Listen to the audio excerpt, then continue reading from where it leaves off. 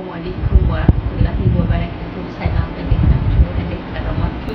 ዛሬ ደግሞ ፊቴን ጠዋትና ማታ እንዴት አድርጌ እንደምንከባከበው እንዴት ትሪት እንደማደርገው ሼር አደርጋችኋለሁ። የምጠቀማቸውን ነገሮች እኔ የፊቴ ቆዳ ኖርማል የሚባለው የቆዳ ታይፕ ነው ያለኝ።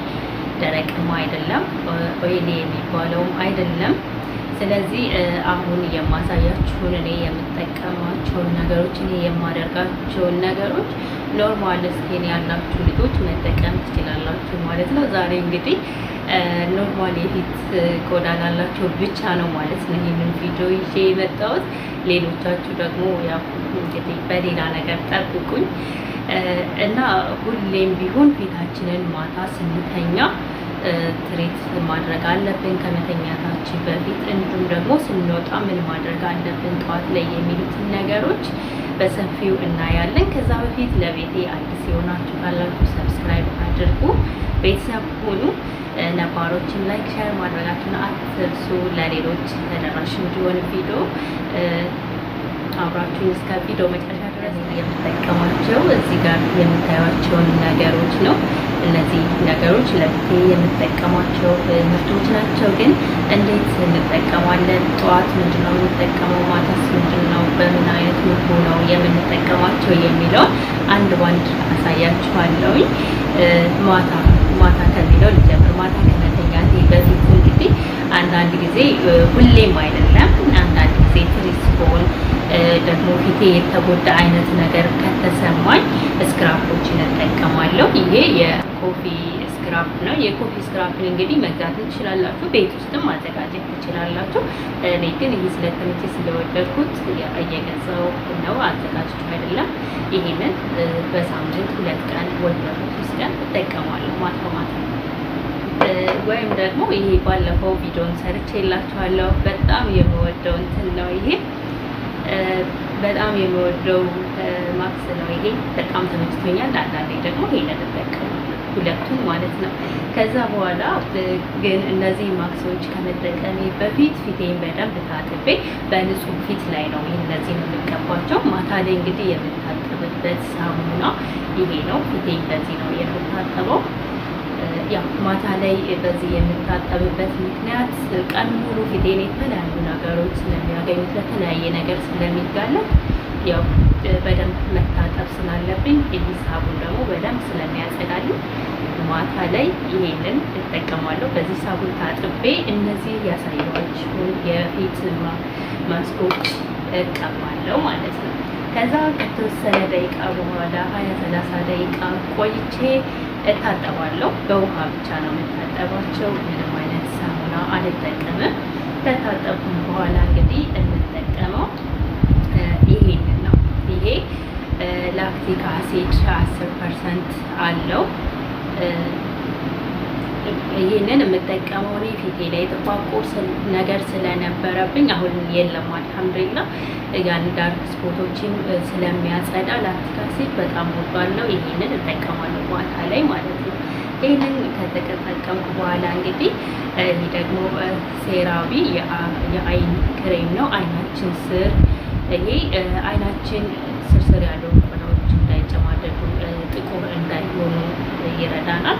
ብዙ ጊዜ በአይናችን ስር ያሉ ቆዳችን የሚጨማደዱት ደረቅ ሲሆኑ ነው። ስለዚህ ደረቅ እንዳይሆን እንጠቀማለን ማለት ነው። እኔ የምጠቀመው እንግዲህ ይህን ነው። እናንተም ደግሞ የሚመቻችሁን ሌላም ሊሆን ይችላል መጠቀም ትችላላችሁ። ከዚህ በመቀጠል እንግዲህ ይህንን ተቀብቼ ይሄ ላክቲክ አሲዱ ትንሽ ላክቲክ አሲዱ ቆዳችንን የሆነ የማድረቅ እንትን አለው፣ ወዛማ ነገር አይደለም። ስለዚህ በላዩ ላይ ደግሞ ይሄንን ሴራቪ ክሬም ተቀብቼ ሌላ ምንም የማደርገው ነገር የለም፣ እተኛለሁ ማለት ነው። እንግዲህ ማታ ለፊቴ የማደርጋቸው ነገሮች እነዚህ ናቸው። ጠዋት ላይ ስነሳ ደግሞ ብዙም ፊቴ የተለያዩ ነገሮች ላይ አልቆየሁም። የሰራሁት ነገር የለም፣ ተኝቼ ስለሆነ ያደርኩት ምንም አይነት ቆሻሻ ስለሌለው እንደዚህ ከባድ የሆኑ ሳሙናዎችን መጠቀም አያስፈልገኝም። ይህ ደግሞ ሴራቪ ሃይድሬት የሚያደርግልን ጠዋት ፊቴን በዚህ ታጥበዋለሁ። ፊቴን በዚህ ታጥቤ አንዳንዴ ደግሞ ሁለት ነው ጠዋት የምታጠብባቸው። ይሄ ደግሞ አልሞንድ ኦይል ፌስ ዋሽ፣ ይሄም በጣም አሪፍ ነው። ፊታችንን በጣም ሃይድሬት ነው የሚያደርገው። በተለይ ደረቅ ፊት ያላችሁ ልጆች እነዚህ ሁለት ሳሙኖች ተጠቀሟቸው እመክራችኋለሁ። በዚህ አጋጣሚ ከሁለት አንዱ ሳቡን እጠቀማለሁ። ፊቴን በደንብ በእነዚህ ከታጠብኩኝ በኋላ እንግዲህ ከዛ ቪታሚን ሲ፣ ይሄ ነው ቪታሚን ሲ ነው የምጠቀመው። ያው ብዙ አይነት ቪታሚን ሲዎች አሉ። እኔ ለጊዜው የምጠቀመው ይሄ ነው። ቪታሚን ሲ እጠቀማለሁ።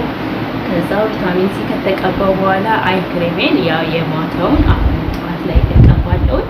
ከዛ በመጨረሻ እንግዲህ ሰንስክሪን ነው የምቀባው። ሰንስክሪን ተቀብቼ ወደ ስራዬም ሆነ ወደ ማንኛውም ቦታ የሚሄድበት ቦታ እወጣለሁኝ ማለት ነው።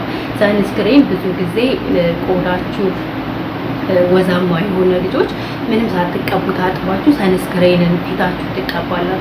ይህ ግን በጣም ስህተት ነው።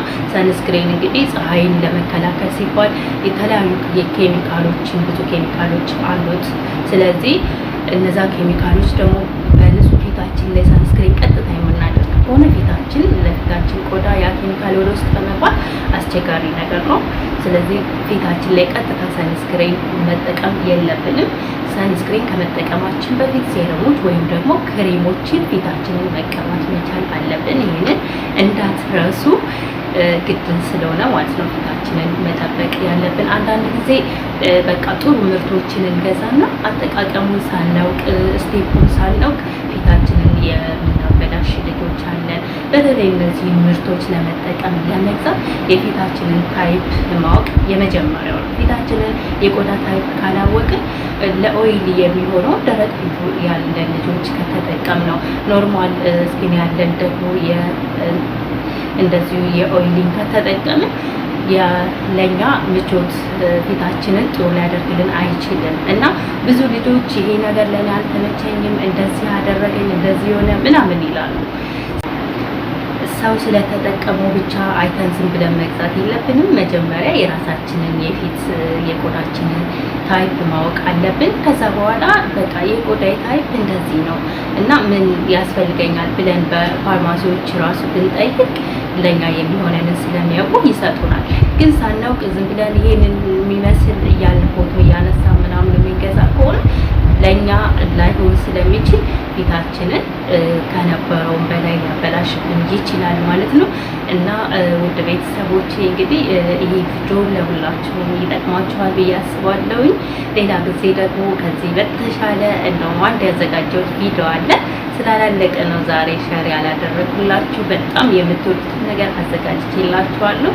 እንግዲህ ጠብቁኝ ያለን በቪዲዮ አፕሎድ እስከማደርገው እኔ ራሱ በጣም ቸኩያለሁ። በጣም ጠቃሚና የምትወዱት ይሆናል ብዬ ስላሰብኩኝ እንግዲህ ድጋሚ በዛው ቪዲዮ እንገናኛለን። እስከዛው ሰላም ሁኑልኝ። አብራችሁን ስላላችሁ ስለምትከታተሉኝ እጅግ በጣም አመሰግናለሁ ውድ ቤተሰቦቼ።